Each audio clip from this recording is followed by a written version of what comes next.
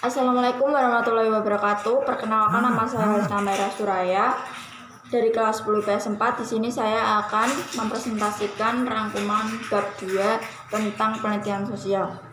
Penelitian sosial adalah penelitian berdasarkan usaha untuk mengungkapkan suatu kebenaran dan fenomena-fenomena yang terjadi di dalam masyarakat yang dapat kita lihat di lingkungan sekitar kita. Penelitian sosial juga memiliki karakteristik tertentu dari setiap anggota masyarakat dan disusun secara sistematis agar dapat dipertanggungjawabkan kebenarannya.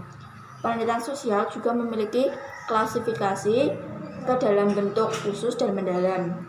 Agar sebuah penelitian berhasil, kita juga perlu melakukan survei langsung terhadap masyarakat dan dilakukannya dengan cara wawancara.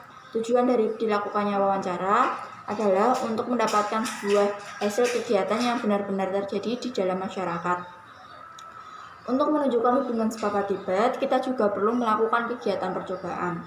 Setelah semua data terkumpul, kita juga perlu melakukan perumusan masalah agar semua masalah yang kita teliti dapat disimpulkan kebenarannya dan menggambarkan suatu fenomena yang terjadi di masyarakat dan dapat diterima langsung oleh masyarakat. Penelitian sosial merupakan hasil akurat dari masyarakat yang disampaikan secara langsung.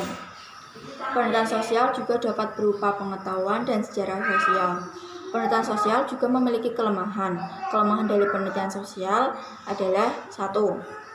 Biaya yang cukup relatif banyak karena dalam sebuah penelitian memerlukan waktu yang banyak. 2. Terjadinya konflik antar masyarakat karena sebuah perbedaan pendapat. 3. Dalam pengisian angket pun tidak semua masyarakat menjawabnya untuk dijadikan bahan sampel. Sekian dari saya. Wassalamualaikum warahmatullahi wabarakatuh.